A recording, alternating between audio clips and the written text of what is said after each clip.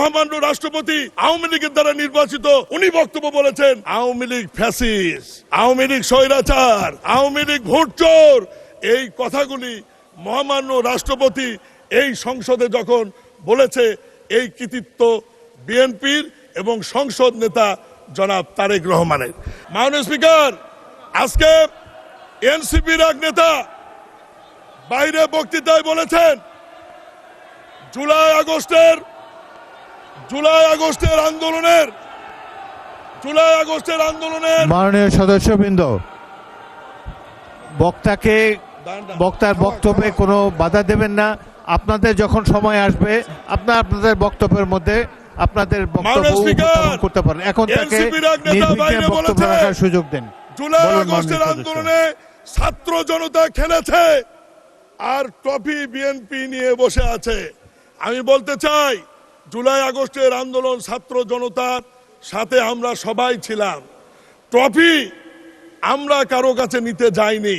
ক্যাপ্টেনকে এটা অন্তর্বর্তীকালীন সরকারের প্রধান ডক্টর ইউনূস চিনে, এই কারণে উনি লন্ডনে গিয়ে আমাদের ক্যাপ্টেন প্রধানমন্ত্রী জনাব তারেক রহমানের কাছে ট্রফি দিয়ে নির্বাচনের তারিখ নিয়ে আসছে। মাননীয় স্পিকার, এতেই প্রমাণিত হয় ছাত্র জনতার আন্দোলনের নেতৃত্বের মূল ভূমিকা কোন দলের ছিল, কোন নেতার ছিল।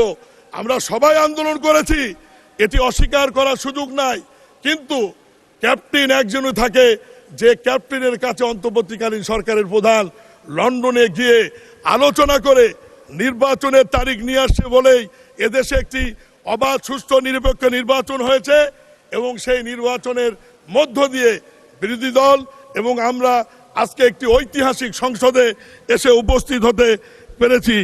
মাননীয় স্পিকার, মহামান্য রাষ্ট্রপতিকে আমি ধন্যবাদ এই কারণে দিতে চাই, বারবার দিতে চাই, কারণ মহামান্য রাষ্ট্রপতিকে নির্বাচিত করেছে আওয়ামী লীগ। শোনেন বিরোধী দল বন্ধুরা, মাননীয় স্পিকার, এই মহামান্য রাষ্ট্রপতির মুখ দিয়ে, এই রাষ্ট্রপতির বক্তব্যের মধ্য দিয়ে এই সংসদে আমরা বলেছি মহান স্বাধীনতার ঘোষক শহীদ রাষ্ট্রপতি জিয়াউর রহমান। এই রাষ্ট্রপতির ভাষণের মাধ্যমে আমরা বলেছি গণতন্ত্রের মা দেশনেত্রী বেগম খালেদা জিয়া।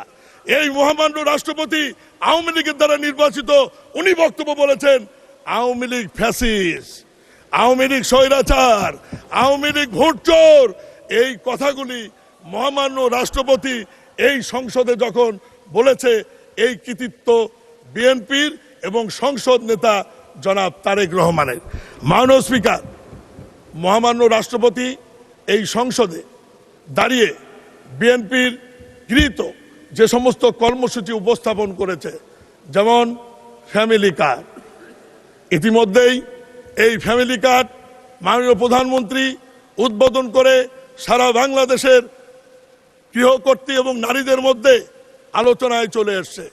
মাননীয় মহামান্য রাষ্ট্রপতি এই সংসদে দাঁড়িয়ে কৃষক কার্ডের ব্যাপারে উপস্থাপন করেছে এবং এই কৃষক কার্ড ইতিমধ্যেই সারা বাংলাদেশে কৃষকদের মধ্যে আলোড়ন সৃষ্টি করেছে। মাননীয় স্পিকার, এবং এই কৃষক কার্ড মাননীয় প্রধানমন্ত্রী আগামী 14 তারিখ পয়লা বৈশাখ টাঙ্গাইল সদর থেকে আনুষ্ঠানিকভাবে কৃষকের হাতে তুলে দিয়ে উদ্বোধন করবেন। মাননীয় স্পিকার,